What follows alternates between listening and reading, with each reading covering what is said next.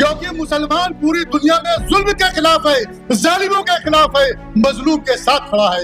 मुसलमानों से बुनियादी गलती हुई थी जब इस देश का शासक था कि उस देश का जो शासक था वो मनुवादियों के साथ बैठ से बड़ी अब जो मौका बचा है, अगर 2027 के अंदर मूल निवासियों ने उत्तर प्रदेश की सरकार पे अगर कब्जा नहीं किया तो आने वाले समय में आपको मौका मिलने वाला नहीं। ब्राह्मणों को भेजता है, जय बच्चन को भेजता है, उसको अगर विधानसभा के अंदर नेता बनाना होता है तो माता प्रसाद पाले को विधानसभा में नेता बना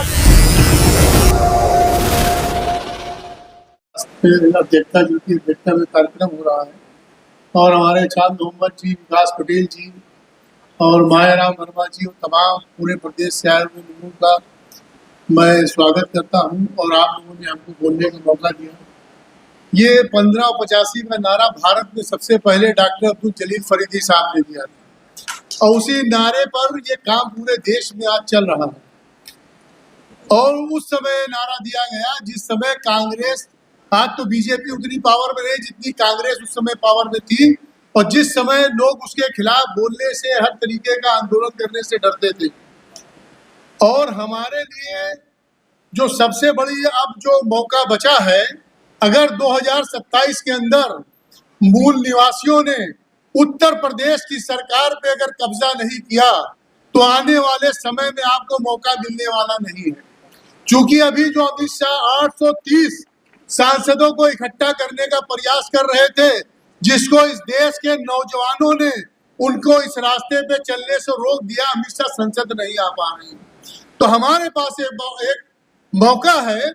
और सबसे बड़ी बात इस देश के अंदर यह है कि भारतीय जनता पार्टी और आरएसएस पूरे देश के लगभग सभी गैर मुस्लिमों को वोट लेने में कामयाब हो गए हैं, किसी भी तरीके से ले लिया उन्होंने धर्म के नाम पे मुसलमानों के विरोध में।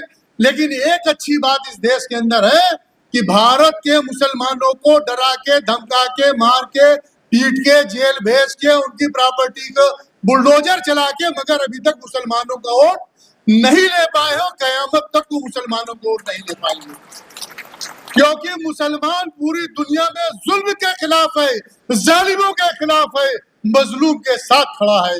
मुसलमानों से बुनियादी गलती हुई थी जब इस देश का शासक था कि उस देश का जो शासक था वो मनुवादियों के साथ बैठ गया था, बजाय इस दलितों के साथ, पिछड़ों के साथ बैठने, इस देश के मजलूमों के साथ बैठने के बजाय उसने बेटी का रिश्ता ब्राह्मणों के साथ, ठाकुरों के साथ करके उस व्यवस्था को चलाया।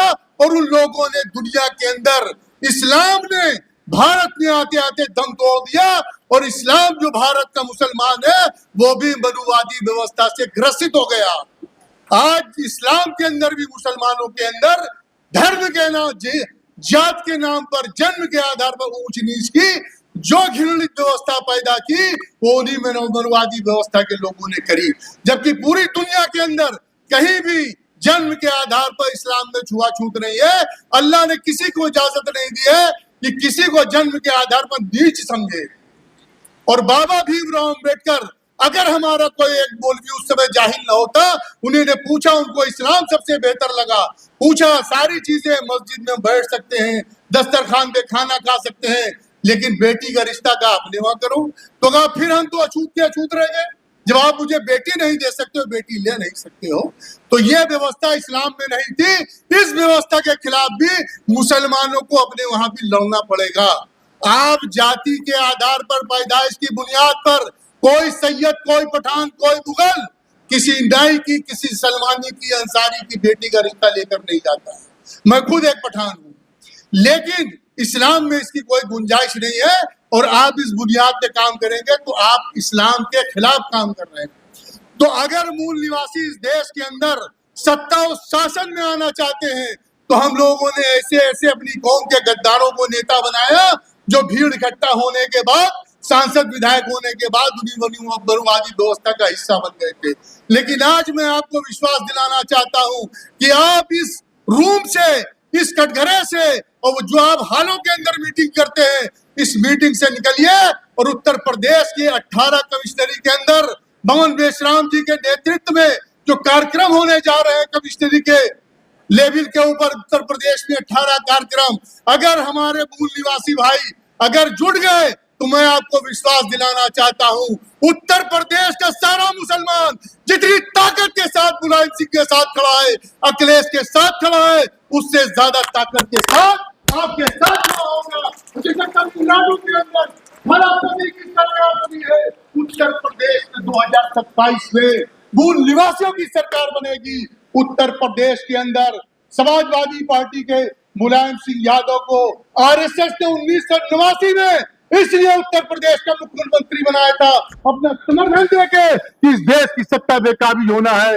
उन्हीं ने मुलायम सिंह यादव से बयान दिलवाया, बाबरी मस्जिद पर परिंदा पर नहीं मार सकता, और उसी स्लोगन के जरिए 50 साल में हिंदुओं को जो इकट्ठा नहीं किया जा सका था, 1991 6 दिसंबर 1991 को इकट्ठा किया गया। और जो राम मंदिर ट्रस्ट के अध्यक्ष रहे नृपेंद्र मिश्रा जी, उन्हीं के संरक्षण में गोली चली और उसी अस्थि कलश को लेकर पूरे देश के अंदर घूमे।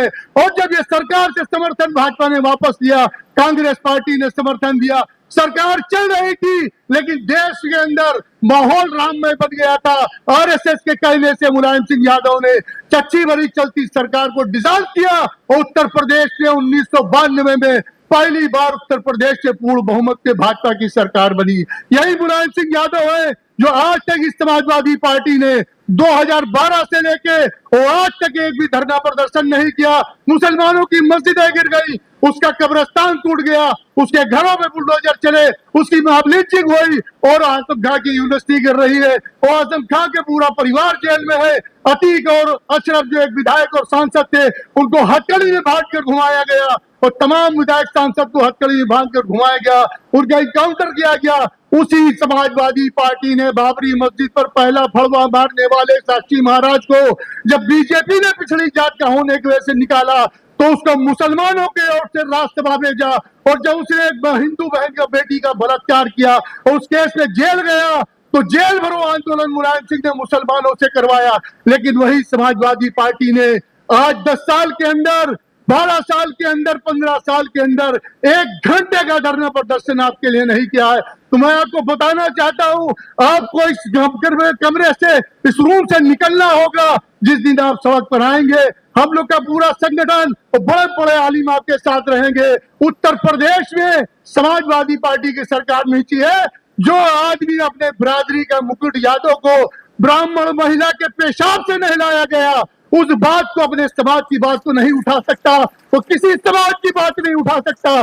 बात तो पीडीए की करता है, कहता पीडी माने पंडित, पिछड़े दलित और मुसलमानों का वोट चाहता है, राज्यसभा भेजना होता है। बस 1 मिनट बात कर, तो वो ब्राह्मणों को भेजता है, जया बच्चन को भेजता है। उसको अगर विधानसभा के अंदर नेता बनाना होता है तो माता प्रसाद पौड़े को विधानसभा में नेता बनाते हैं। और मेरे भाई दोस्तों, मुसलमान उसको वोट देता है, उस वोट देने की वजह से मुसलमानों की मॉब लिंचिंग हो रही है, मुसलमानों के घरों के गिराया जा रहा है, मुसलमानों की मस्जिदों को गिराया जा रहा है। आज 78 साल में मुसलमानों के बीजेपी को हराते हराते इस देश के हर सूबे में बीजेपी को ला दी है। आज तुम्हारी हालत ये हो गई है, तुम दाढ़ी लगा के सफर नहीं कर सकते, तुम नकाब पहन के सफर नहीं तुम्हारी और तय कर सकती, तुम अपने घर के अंदर, हिंदू आबादी के अंदर एक दुकान नहीं खोल सकते, तुम जूतों से मारे जा रहे हो, तुम्हारे घर में घुस के लोग मार रहे हैं। अब तुम किस बात का इंतजार कर रहे हो? उठो और खड़ा हो और मूल निवासियों के साथ खड़े होके 27 में सरकार बनानी है। इसी के साथ बात खत्म करते हैं। जय मूल निवासी, जय संविधान, जय भीम, जय भारत।